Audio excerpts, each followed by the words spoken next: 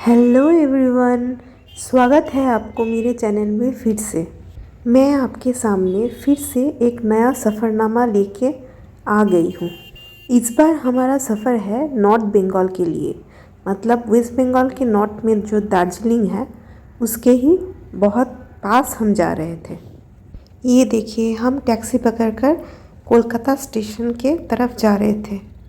ये देखिए, ऊपर से कोलकाता स्टेशन के अंदर से बाहर की तस्वीर है। इस यात्रा के लिए पहले पड़ाव में हम कोलकाता स्टेशन से जाएंगे बारसोई स्टेशन, फिर बारसोई स्टेशन से दूसरा ट्रेन लेकर हम पहुंचेंगे सिलीगुड़ी जंक्शन।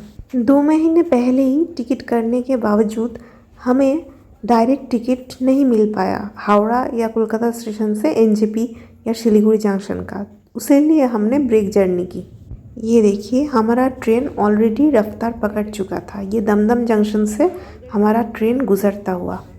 जिनको भी ट्रेन का डायरेक्ट टिकट नहीं मिल पाएगा वो कृपया ये मार्ग फॉलो कर सकते हैं। कोलकाता से आप पहले बारसोई जाइए बिहार के, फिर बारसोई से दूसरा ट्रेन पकड़कर आप एनजेपी या सिलीगुड़ी जंक्शन जा सकते हैं काफ़ी आसानी से। हमारा ट्रेन था राधिकापुर एक्सप्रेस, जो उत्तर दिनाजपुर में है। वो बारसोई होकर ही जाते हैं। ये आपके सामने है बारसोई जंक्शन स्टेशन का वेटिंग रूम।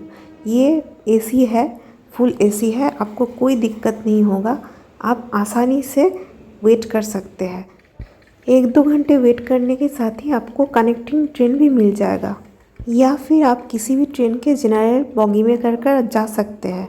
यहाँ से 3 घंटे का रास्ता है एनजेपी।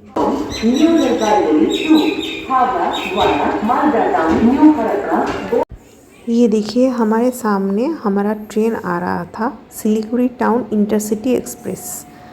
तो इस ट्रेन का एसी चेयर कार भी है। हमने एसी चेयर कार बुक किया था। आप चाहे तो नॉर्मल जनरल सीट में भी जा सकते हैं। बहुत कंफर्टेबल है, एकदम क्राउडेड नहीं है, बिल्कुल आप आराम से जर्नी कर सकते हैं। एक कमरे में 2-3 आदमी बैठे हैं, इतना ही कम क्राउड है यहाँ पे। ट्रेन के अंदर की कुछ तस्वीरें, छोटा सा अपना क्लिप भी शूट कर लिया। वैसे हमेशा से ही मुझे ट्रेन की जर्नी ज़्यादा पसंद है। ये सब हरे भरे खेतों को देखते हुए हम चले अपनी मंजिल की ओर। That's the clip. ये देखिए, हमारा पूरा ट्रेन हमारे आँखों के सामने, कितना बड़ा ट्रेन है।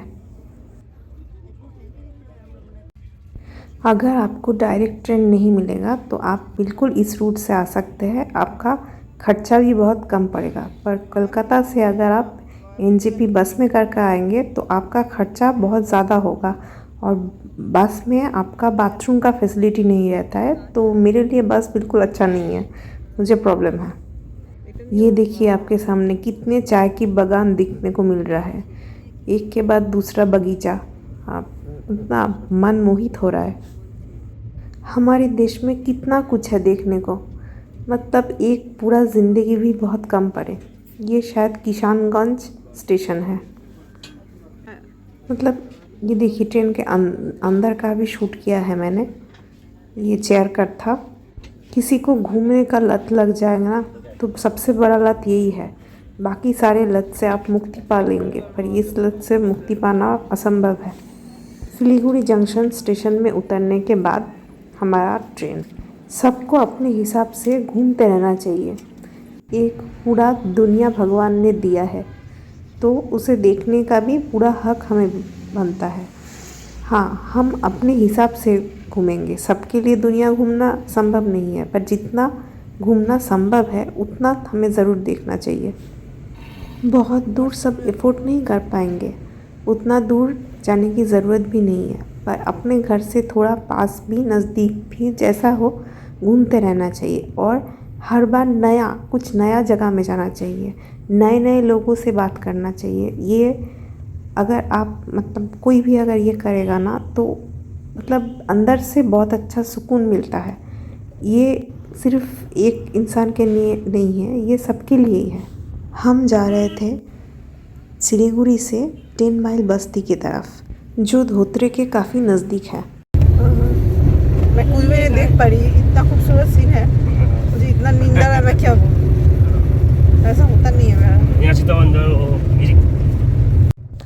मुझे इस दिन बहुत ज़्यादा नींद आ रही थी, इसलिए मैं प्रॉपरली सीन देख नहीं पाई जाते वक्त। पर जिस दिन हम लौट रहे थे उस दिन पूरा ऐसा ही था, ऐसा ही नज़ारा था, तो उस दिन मैंने सब देखा ही था। पर जाते वक्त मैं देख नहीं पा रही थी। फिर भी जब जब उठ रहा था, मतलब नींद थोड़ा कम लग रहा था, तब मैं ये सारे शूट कर रही थी।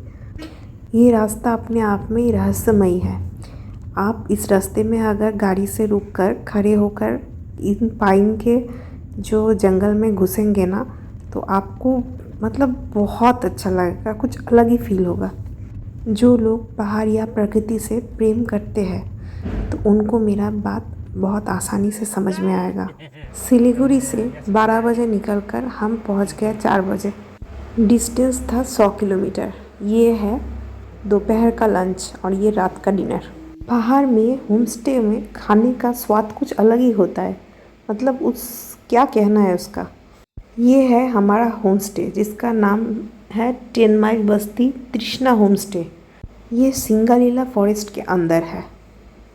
उन लोगों के होम स्टे में देखिए बगीचा भी था और इतने सारे फूल थे ना, हर बहुत तरीके के फूल थे। सुबह का ब्रेकफास्ट थुक्पा से हुआ। वहाँ के जो भाभी थे उन्होंने बना कर दिया और इतना स्वाद था कि क्या बताएं। अब हम चले श्रीखोला के तरफ। श्रीखोला में एक ब्रिज है, हैंगिंग ब्रिज, हम वो देखने जा रहे थे। जो भी सांदाकफू ट्रेकिंग करते हैं उनको पता है, जो श्रीखोला होकर वो लोग जब रिटर्न आते हैं तब श्रीखोला होकर ही आते हैं और जाते वक्त धोत्रे होकर जाते हैं। तो हम भी जब श्रीखोला जा रहे थे हम धोत्रे होकर ही गए थे। धोत्रे होकर हम श्रीखोला गए और सांदाकफू के लिए लोग माने धोत्रे से ट्रेकिंग स्टार्ट कर देते हैं और वहाँ से पहले दिन जाते हैं टमलिंग, उसके बाद के दिन काला पोखरी, उसके बाद के दिन सांदाकफू और रिटर्न के दिन सांदाकफू से डायरेक्ट श्रीखोला आ जाता है और वहाँ से गाड़ी लेकर वापस आ जाता है। तो आप अगर चाहें तो हमारे ये तृष्णा होम स्टे से भी आप सांदाकफू ट्रेकिंग के लिए जा सकते हैं। हमारे मोहन भैया ये कराते हैं। क्या दिलपा बहुत सारे छोटे छोटे घर है।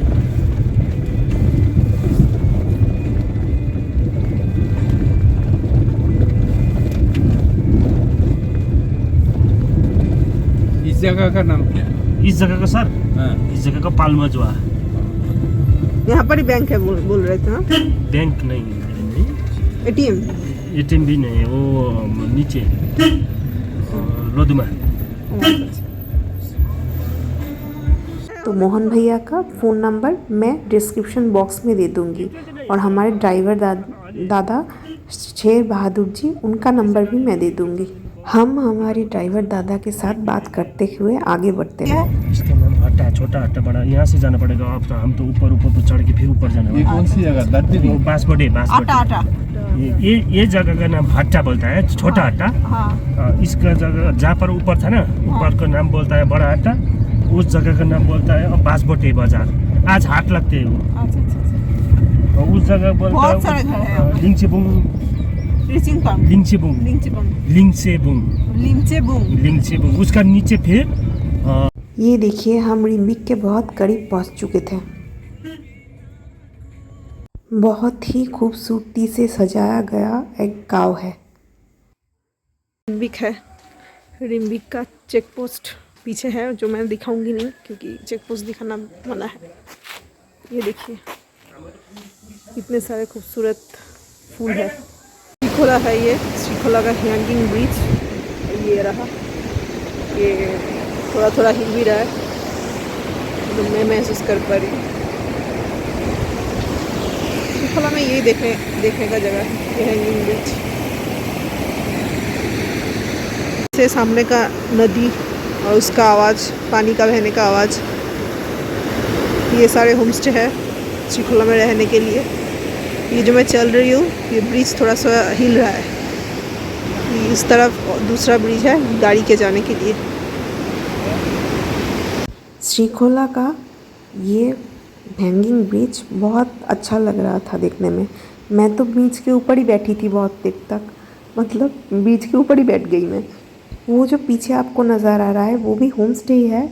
वहाँ पर भी जब सांदाकफू ट्रेकिंग से लौटते हैं लोग तो वहाँ पर रहते हैं। आप मोहन भैया के यहाँ पर रह सकते हैं। वो बहुत अच्छे इंसान हैं, बहुत मतलब क्या बताऊँ, बिल्कुल अपने से है। फूडिंग लॉजिंग लेकर उन्होंने सिर्फ़ और सिर्फ 1000 रुपये चार्ज किए हमें। और सबसे बड़ी बात है, खाने का स्वाद बहुत बढ़िया था। जिनको नहीं पता उनको बता दूँ, सांदाकफू वेस्ट बंगाल का हाईएस्ट पॉइंट है। Hot chocolate. ये एक टी हाउस है जहाँ पे सांदाकफू ट्रेकिंग के वक्त बहुत लोग स्टे करते हैं। ये धोत्रे में है और यहाँ पर हमने चाय और हॉट चॉकलेट पिया था। सामने आपको जो दिखाई दे रहा है वो लोकल बाज़ार है। सब्जी मंडी होता है ना, सब्जी मिलता है, दुकान है। फिर से शुरू हो गया पहाड़ की वो वादियाँ। वो देखिए दूर एक के बाद एक स्टेप में घर आपको नज़र आएगा। पहाड़ में देखिए एक एक स्टेप में आपको दूर गांव नज़र आएगा, एक एक घर नज़र आएगा। यहाँ से 2 रास्ते 2 तरफ है गए हैं। एक रास्ता मोमो खोला की तरफ गया है। मोमो खोला एक पॉइंट है जहाँ पे मोमो बहुत अच्छा मिलता है। सामने के इस पानी में बहुत सारी मछलियाँ थी जो मैं दिखा नहीं पाऊँगी कैमरा की वजह से।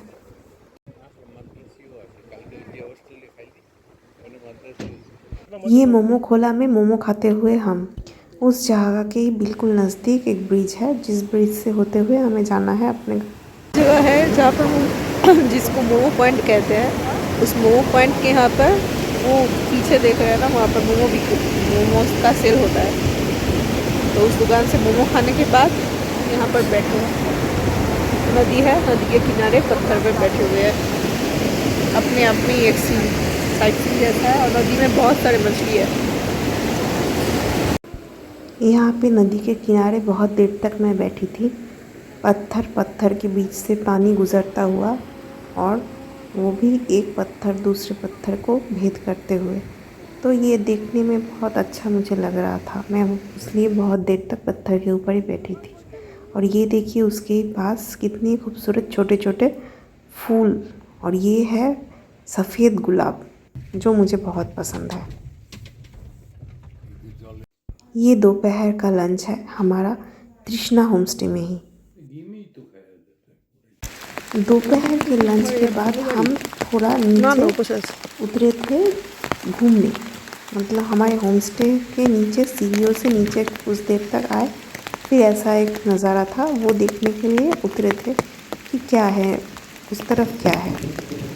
पर बहुत ज़्यादा बारिश हो रहा था। जंगल के बीचों बीच बारिश हो रहा है।